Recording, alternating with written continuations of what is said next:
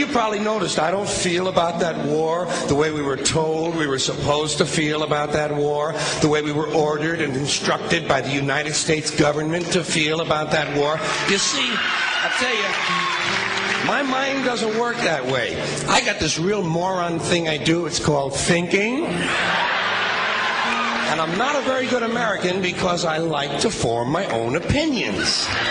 I don't just roll over when I'm told to. Sad to say, most Americans just roll over on command. Not me. I have certain rules I live by. My first rule, I don't believe anything the government tells me. Nothing. Zero. Nope.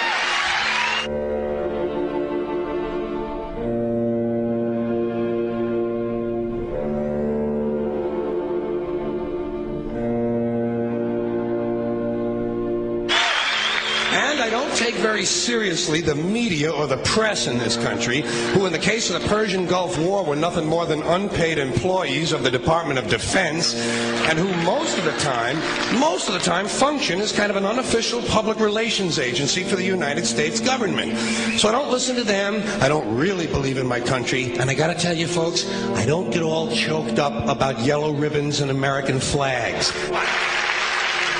Now, to balance the scale, I'd like to talk about some things that bring us together. Things that point out our similarities instead of our differences. Because that's all you ever hear about in this country is our differences. That's all the media and the politicians are ever talking about, the things that separate us, things that make us different from one another.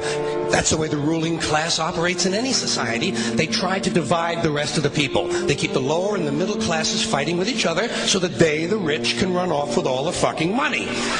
Fairly simple thing happens to work. You know, anything different, that's what they're going to talk about. Race, religion, ethnic and national background, jobs, income, education, social status, sexuality, anything you can do, keep us fighting with each other so that they can keep going to the bank. You know how I describe the economic and social classes in this country? The upper class keeps all of the money, pays none of the taxes. The middle class pays all of the taxes, does all of the work. The poor are there just to scare the shit out of the middle class.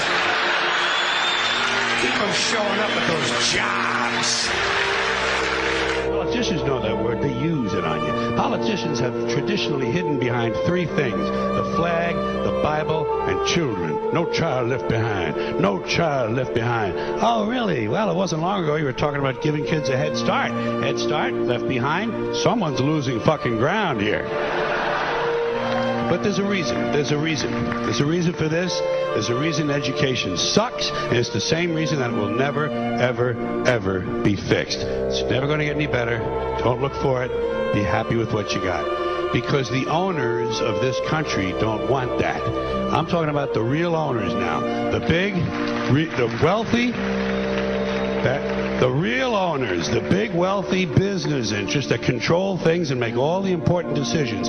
Forget the politicians. They're irrelevant. The politicians are put there to give you the idea that you have freedom of choice. You don't.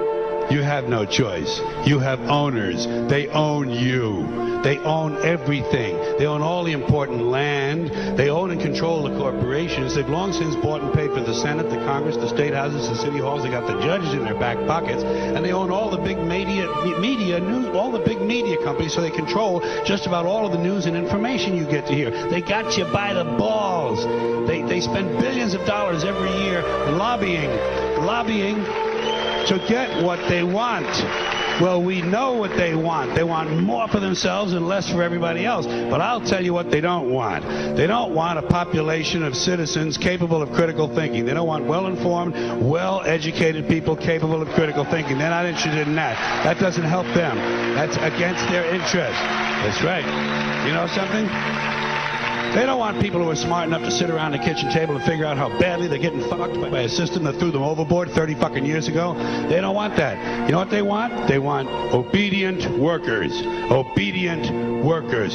People who are just smart enough to run the machines and do the paperwork and just dumb enough to passively accept all these increasingly shittier jobs with the lower pay, the longer hours, the reduced benefits, the end of overtime, and the vanishing pension that disappears the minute you go to collect it. And now they're coming for your Social Social Security money. They want your fucking retirement money. They want it back so they can give it to their criminal friends on Wall Street. And you know something? They'll get it. They'll get it all from you sooner or later because they own this fucking place. It's a big club, and you ain't in it. You and I are not in the big club.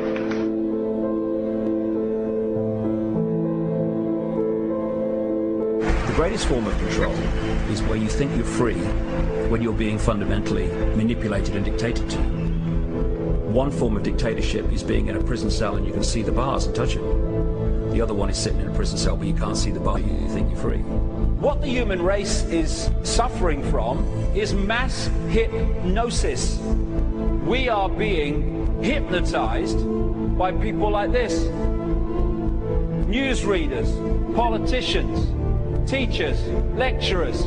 We are in a country and in a world that is being run by unbelievably sick people. The chasm between what we're told is going on and what is really going on is absolutely enormous. The greatest hypnotist on planet Earth is a oblong box in the corner of the room. It is constantly telling us what to believe is real.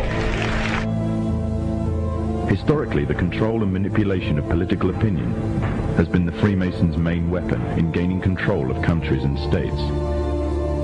Once in control of the rulers and politicians of a country, laws and political structures could be changed in accordance with their agenda.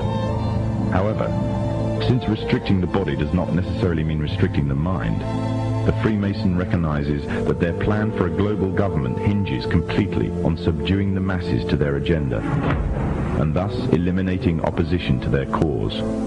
And the greatest threat to their plan, posing more danger than any army or law, is the threat of a free-thinking mind. In order to eliminate this threat and to achieve their objective, the Masons have set about the boldest plan ever devised: the complete control of every aspect of human life, your life. And the weapons they are using against you are in your very homes, entertaining you and your children, and gradually indoctrinating you without you even realizing.